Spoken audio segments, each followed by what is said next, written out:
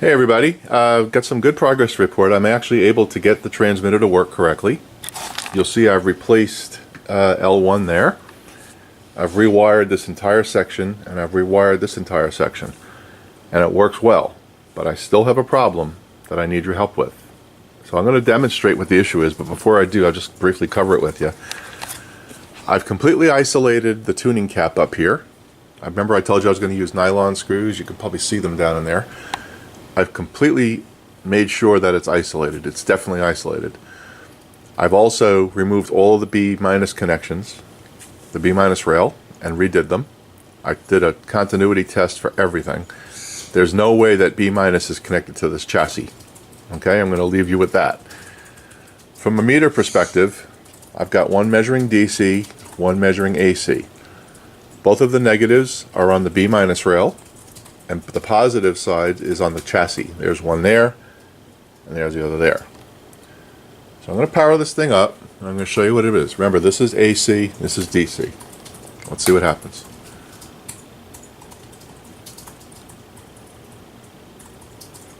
So you'll see I have 140 something DC going on there, and initially I had a spike of AC that dwindles down, goes down to basically one volt.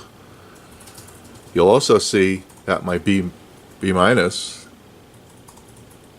or B plus, I guess it would be, starts at really high and then it drains down to about 39. Really strange. Of course, the device plays. Let's put some music on. Okay. You can hear it. Here's my high power switch. If I turn that, this goes up. My AC just kind of fluctuates around 1 volt. I bring that high power switch down. She drops down. So that's the dilemma I have here. There's the bird if anybody wants it. So that's the dilemma I have. This thing works well, but I'm still getting that voltage on that chassis. And I'm telling you, I've checked everything I could possibly check to understand why that's happening. And I'm going to keep continuing to look through this thing. But I don't see any reason why there should be anything bleeding over into that chassis. The AC part is a little concerning as well. And I have to look at that and see if I can understand what's causing that as well. So I'm not entirely done here. This thing's not safe. If anybody wants a bird, it's free. So that's kind of where we are. Again, I'm going to keep looking through this. I'm not done yet, but I'm happy that it works. That's a good sign. So if any of you have any ideas what it could be, please let me know. Remember what I said.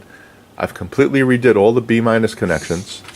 I've done a continuity test from every component to the chassis, from every pin of every tube to the chassis. There's nothing. So maybe it's transient voltage. I don't know. I got to think about this a little bit more. So that's where we are. If you have any suggestions, let me know. Thanks again. This is Ron.